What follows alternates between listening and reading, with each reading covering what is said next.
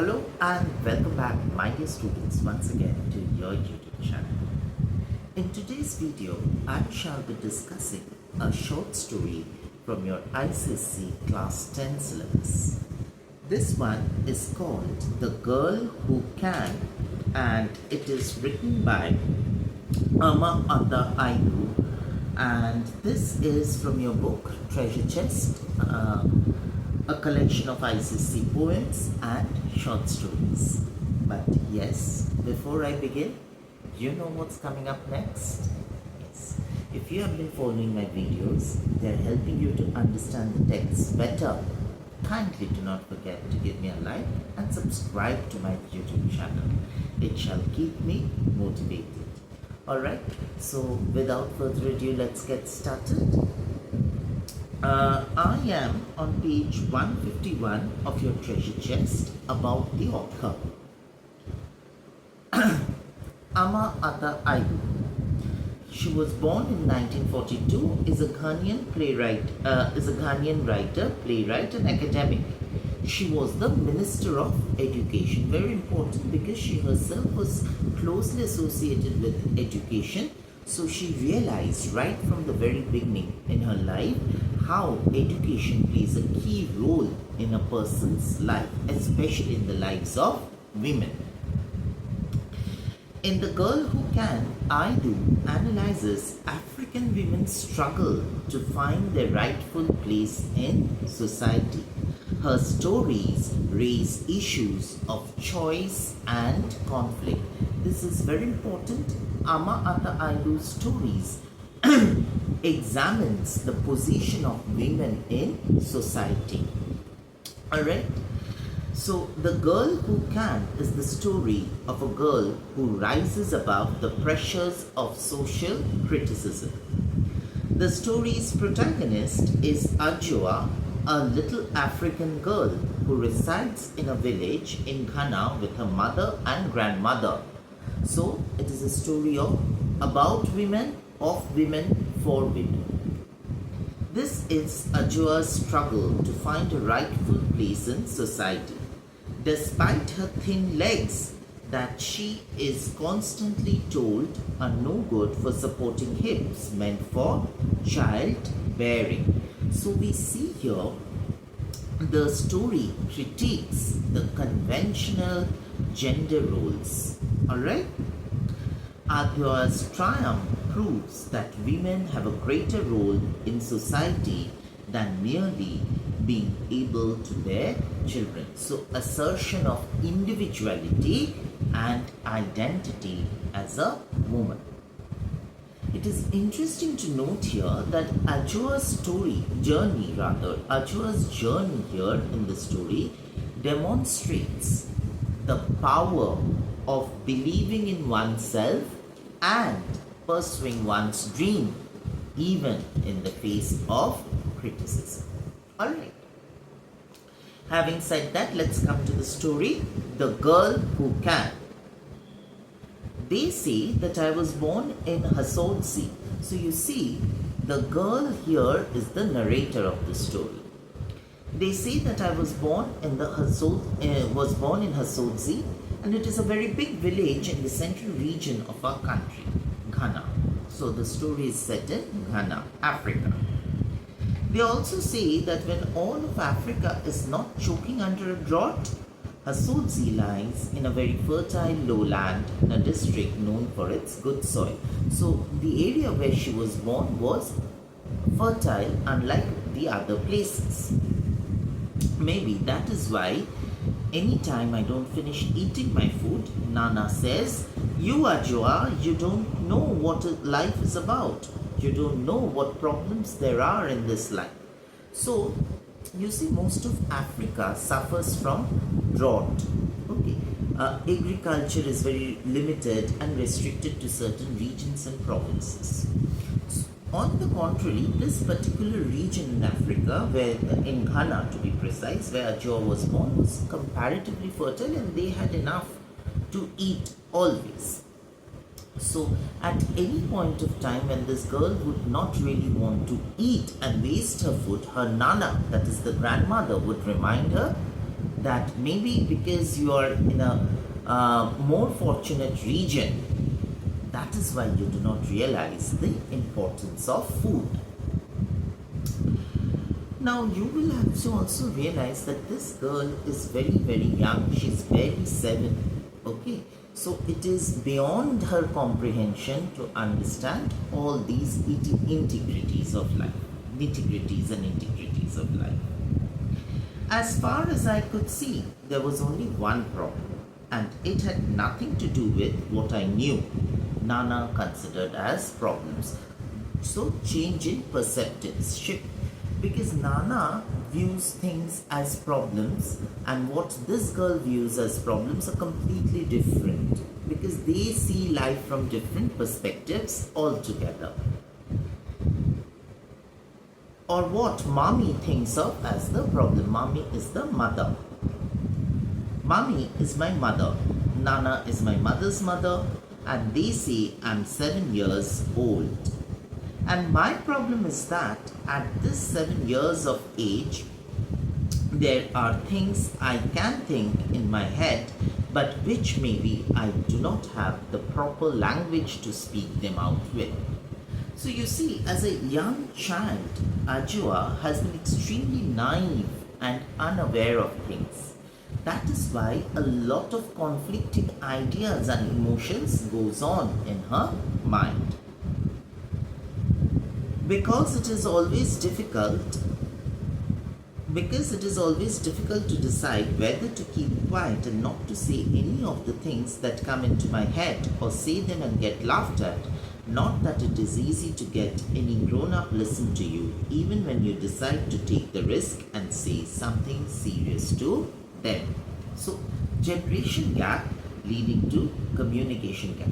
Now, Ajua is a very young girl. She has a lot of things going on in her mind which she would like to talk about. Alright. But then she's constantly reprimanded for being overtly expressive. So, these conflicting emotions keep troubling her. Should I say or should I not say? Take Nana first. Take Nana. First, I have to struggle to catch her attention. Then I tell her something I had taken a long time to figure out, and then you know what always happens? She would once stop whatever she's doing and, mouth open, stare at me for a very long time. Then bending and turning her head slightly so that one ear comes down towards me, she will say in a voice, Ajwa, you say what? After I've repeated whatever I had said, she would either still in that voice ask, never, never, but never to repeat that, or she would immediately burst out laughing. So this was the problem. First, she would have to find out where her grandmother is, and after finding out where her grandmother is, she would tell her some things. And the grandmother would be stunned and would come down hard on her and tell her not to repeat these things again.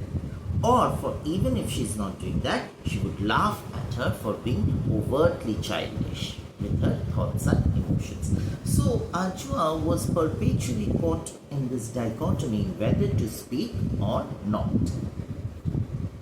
She would laugh and laugh and laugh until tears down her cheeks, and she would stop whatever she's doing and wipe away the tears with hanging edges of a cloth. And she would continue laughing until she is completely tired. But then, as soon as another person comes by, just to make sure she doesn't forget whatever it was I had said, she would repeat it to herself. And then, of course, there would be two old people laughing and screaming with tears running down their faces. So, she would continue to laugh until and unless someone else would come in, and she would repeat the things to herself as well as to the intruder who's come in, and then they would all laugh together. Sometimes this show continues until there are 3, 4 or even more of such laughing and screaming tear-faced grown-ups, and all that performance on whatever I had said. I find something quite confusing in all this, so the young girl's mind is perpetually confused. That is, That is, no one ever explains to me why sometimes I shouldn't repeat some things I say, while at other times some other things I say would not be alright but would be considered so funny they would be repeated so many times for so many people's enjoyment. So this was the girl's confusion.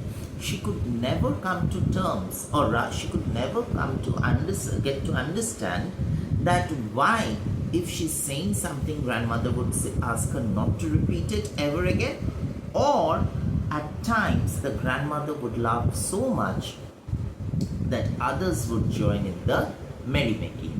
So her mind would be always troubled by all this. You see how neither way of hearing me out can encourage me to express my thoughts too often. So this is the hypocrisy of the adults. Okay, the adults would tell you, the Nana here of course, that not to repeat certain things, but then again, at certain point of time, those things would make her laugh so much that she would share it with the others too. So this was the cause of the conflict in the child's mind, which always made her hesitant and isolated. Like all this business to do with my legs, I have always wanted to tell them not to worry. I mean Nana and my mother, that it did not have to be an issue for my two favorite people to fight over, but I didn't want either to be told not to repeat that or it to be considered so funny that anyone would laugh at me until they cried. Now, Ajwa had problematic legs as per Nana, the grandmother, and she wanted to convey to both the mother and the grandmother not to worry about her legs. Okay, but then she could never muster up the courage to tell. Why? Because certain things she's not supposed to tell, and even certain things if she's supposed to tell, it would incite so much laughter that grandmother would go and share with others. So she could never make up her mind whether to tell or not to tell. When I think back on it now, those two, Nana and my mother, must have been discussing my legs from the day I was born. So since the day she was born, the grandmother and the mother would have been, perhaps has been discussing the legs. What I'm sure of is that when I came out of the land of sweet, soft silence into the world of noise and comprehension, the first topic I met was my legs. Legs, Ajwa's legs are going to become an important symbol, an important metaphor in the story. Let's see how. That discussion was repeated very regularly. Nana would say, you know Kaya? Kaya is the grandmother. I thank my God that your very first child is female. But Kaya, I'm not very sure about her legs. And Nana would shake her head in disappointment. Mommy would say, Mother, why are you always complaining about Ajwa's legs? If you ask me, and she is not allowed to complete her sentence. Nana retorts, they are too thin and I'm not asking you. So Nana says, I'm not asking for your opinion, I'm just stating facts. Nana has many voices. There's a special one she uses to shut everyone up. So you see, this brings out essentially the relationship between the two women in the household, the grandmother and the mother, that they are emotionally distanced from each other. The grandmother is a matriarch, alright, and she is very vocal and authoritative in nature. On the contrary, the mother is very submissive, okay? She's passive and is less vocal about things. Some people have no legs at all. My mother would try again with her small courage. But Ajwa has legs, Nana would insist. Except that they are too thin and also too long for a woman. So the problem with Ajwa's legs was that they were too thin and they were too long, as per Nana. Kaya, listen. Once in a while, but only once in a very long while, somebody decides nature, a child spirit mother, an accident happens and somebody gets born without arms or legs or both sets of limbs. And then let me touch wood. It is a sad business. And such things are not for talking about every day. But if any female child decides to come into this world with legs, then they might be legs. So she is of the opinion the grandmother is very orthodox. She is very rigid. Her thought process is very feudal. So she believes that if a child is born with certain deformities, it is okay. But if a child is born healthy, she is supposed to have all her body parts healthy, including the legs. What kind of legs? And always at that point I knew from her voice that my mother was weeping inside. These constant rebukes from the grandmother, these constant insults from the grandmother would make the mother cry internally. She would feel so helpless because she is unable to protect her young child. So, emotional turmoil of the mother. Nana never heard such such inside weeping. Not that it would have stopped Nana even if she had heard it, which always surprised me that how could she be so cruel. Because about almost everything else apart from my legs, Nana is such a good grown-up. In any case, what do I know about good grown-ups and bad grown-ups? How could Nana be a good grown-up which carried on so much about my leg, so she could not decide who is a good grown-up? If Nana is a good grown-up, she wouldn't have certainly insulted the little child so much, not knowing too well that the mother gets affected. But she continues to do that. How could Nana be a good grown-up when she carried on so about my legs? All I want to say is that I really like Nana except for that. So the root cause of the conflict in the house was that Ajua's legs. Nana would go on saying, as I keep saying, if any woman decides to come into this world with all of her 2 legs, then she should select legs that have meat on them, with good calves, as if it is in our own hands to, determine the way we would look, the kind of body traits we would have. Because you're sure such legs would support solid hips, and a woman must have solid hips to be able to have children. Very important. I told you that the grandmother is of orthodox mentality. She harbors feudal notions. She is of the opinion if a girl is born, she must have proper meaty legs. Why? Because as per her, a woman's role in society is only to procreate, that is to reproduce, that is to give birth to a child, to keep the generation moving. So she believes that Ajua has thin legs, that is why her hips would not be formed well, and she would be unable to bear a child. So again, we see conventional gender roles being associated, and the author makes the reader question and challenge those conventional ideas, that whether a woman's role in society is only to procreate and recreate. Let's read and find out. Oh mother, that's how my mother would answer. She's very passive, she cannot raise her voice against the mother. Very quietly, and the discussion would end or they would move on to something else. Sometimes Nana would pull in something about my father. So Nana, when all these discussions would go on, this was a repeated phenomenon. At times, Nana would also talk about the father, Ajua's father, the absent father. How looking at such a man, we have to be humble and admit that after all, God's children are many. So you see, Ajua's father was perhaps someone who was less than desirable as per Nana. She had probably not approved of the match. Rather, she had not approved of Ajua's mother's decision to marry Ajua's father.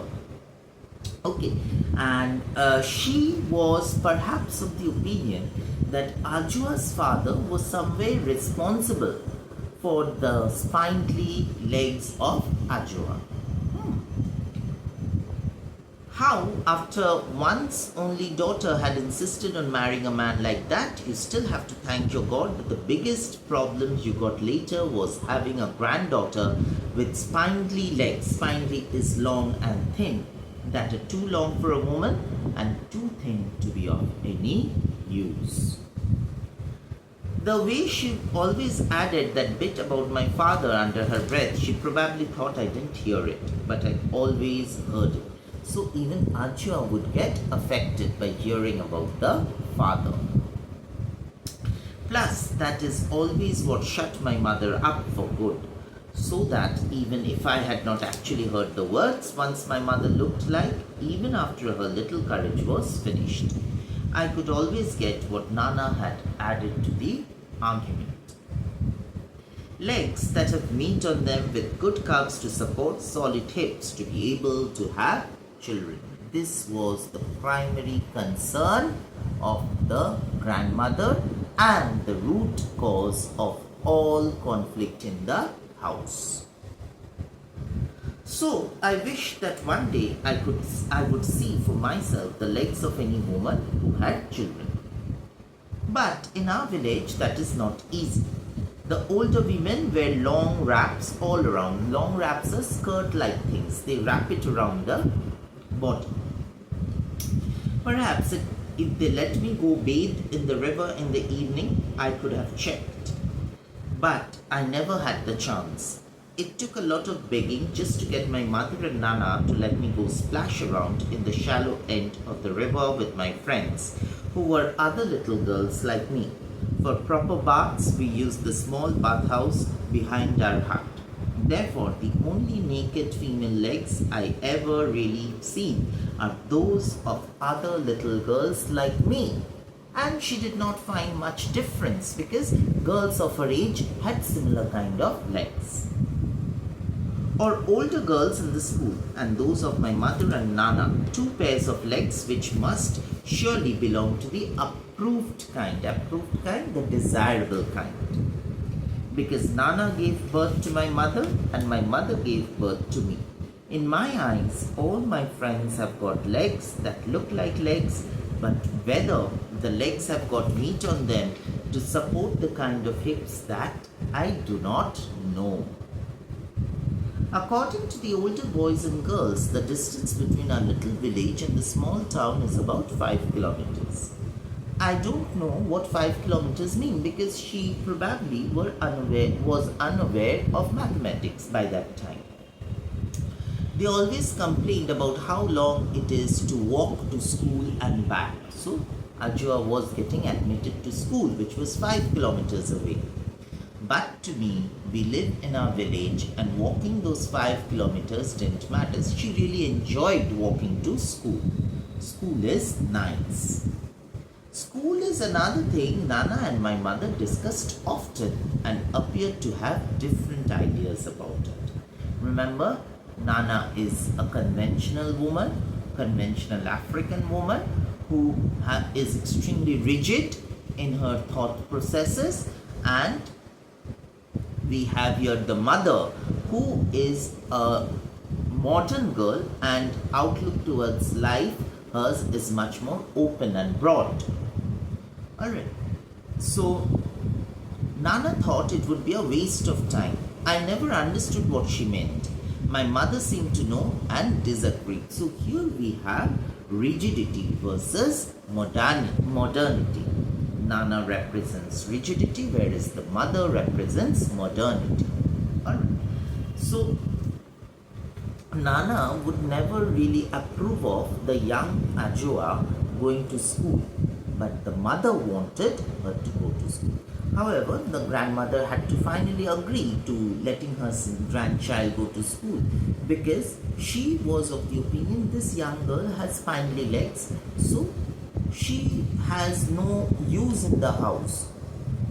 So she would better off go to school. it would be better off for her if she is sent to school.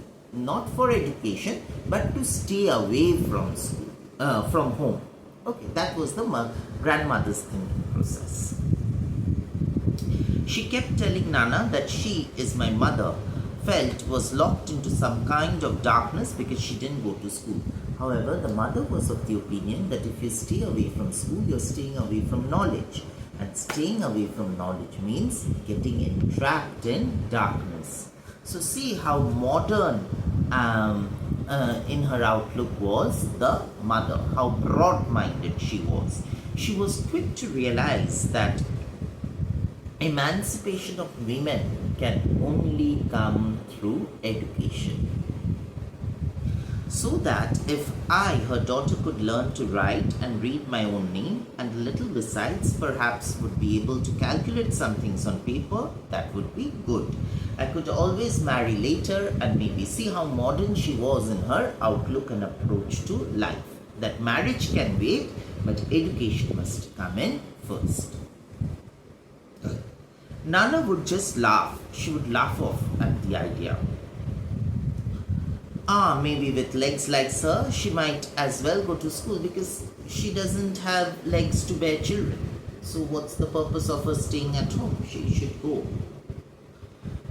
Running with our classmates on a small sports field and winning first prize every time never seemed to me to be anything about which to tell anyone at home.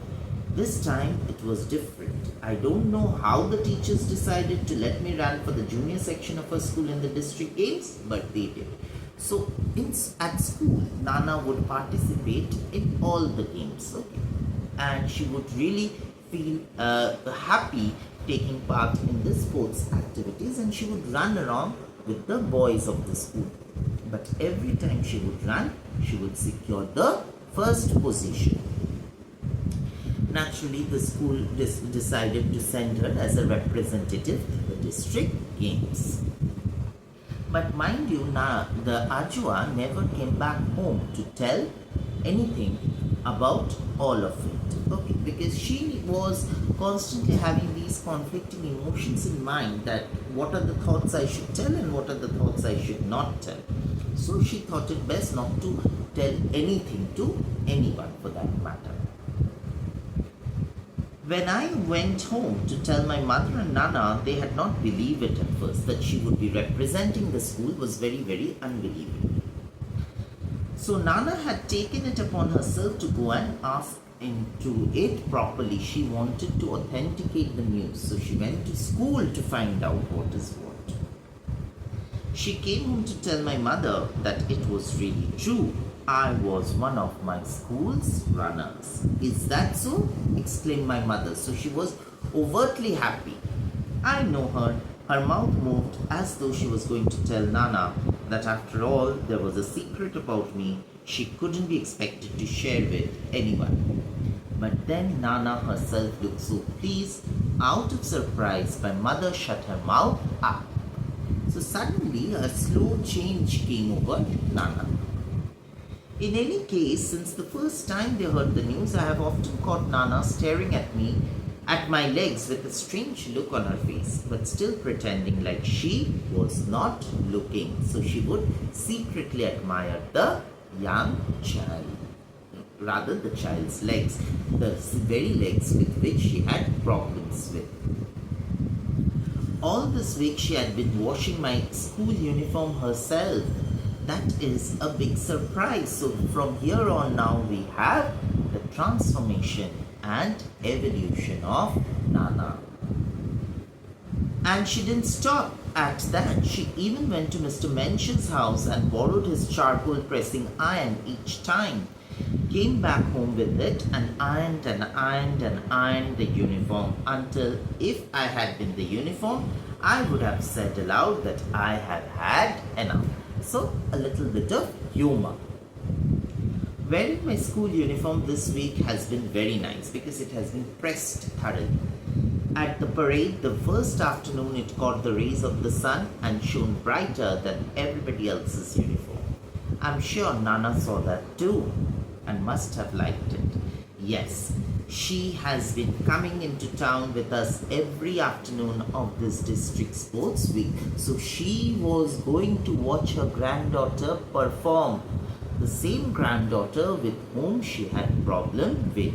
So slowly we have the growth and evolution in the character of Nana. She's getting to realize that women are not only meant for procreating. There are other roles also which they are required to play in society. Yes, she's been coming into town with us every afternoon of this district sports week. Each afternoon she has pulled one set of fresh old clothes from the big brass bowl to wear, and those old clothes are always so stiffly starched you could hear the cloth creak when she passes by. But she walks way behind us school children as though she was on her own way to someplace else. She would maintain a distance as if to give us an impression that she was going somewhere else and was just passing by this area.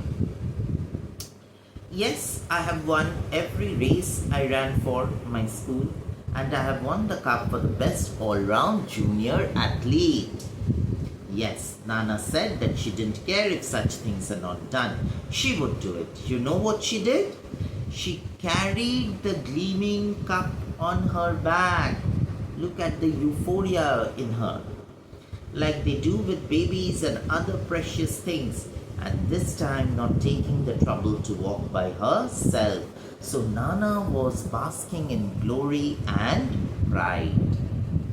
When we arrived in our village, she entered our compound to show the cup to my mother before giving it back to the headmaster.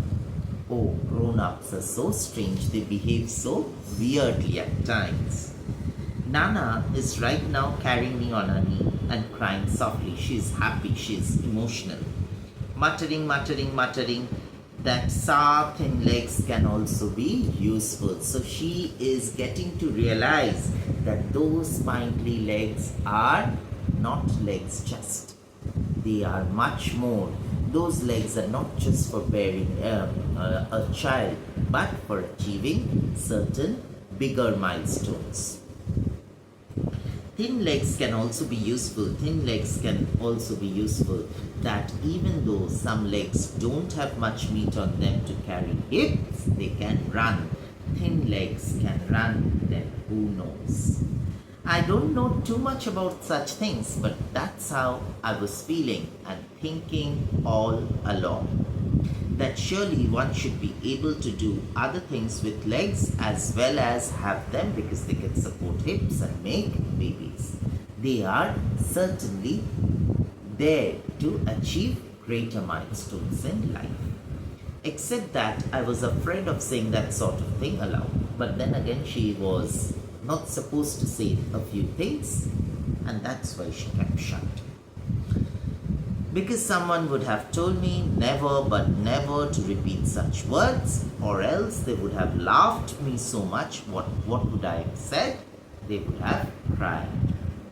It's much better that way, to have acted it out to show them, although I could not have planned it. No matter if Ajwa had not been able to achieve it, to prove it by doing it, then certainly the grandmother would not have believed it, accepted it. Even though Ajwa did not plan all of it, but then things did happen. This shows that legs hold a very important and significant symbol in the story. The legs are not there just to support the hips and bear a child, but metaphorically they symbolize emancipation, liberation from the shackles of orthodox ideas. Alright. As for my mother, she has been speechless as usual. Alright, so the story here explores the influence of cultural traditions and at the same time social beauty standards. The story encourages and challenges the readers to question and challenge social norms. Thus, through this story, Aidoo gives a message of women empowerment, self-discovery, and most importantly, staying true to one's own identity and aspirations. Alright, so that's the story, my dear students. I hope I have been lucid enough in my explanation. If we look at the themes of the story, the first theme that the story has is gender roles and societal expectations. If you're a girl, you are supposed to behave in certain ways and you're expected to fulfill certain duties, that primarily being that of procreating. Also, the theme of empowerment and self-acceptance.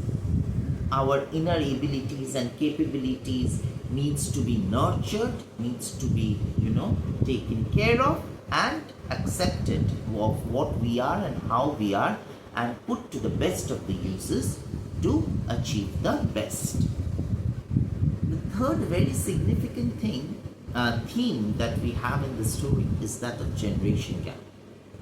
You see, the generation gap between the grandmother and the mother, for which we see conflicting emotions and conflicting ideas.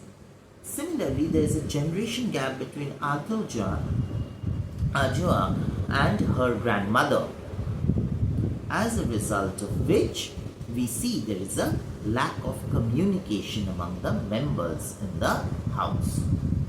The fourth thing is value and importance of education. Because she was going to school, she was far removed from the darkness of this thing, lack of knowledge.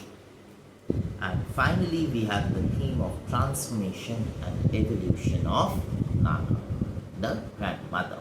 Alright, so these are the various themes that we have in the story. Coming to the justification of the title, yes, the title is justified. The girl who can. The girl here refers to that particular girl who is the protagonist as well as the narrator of the story. And she is it is significant here to note that she is a girl child in a male dominated society.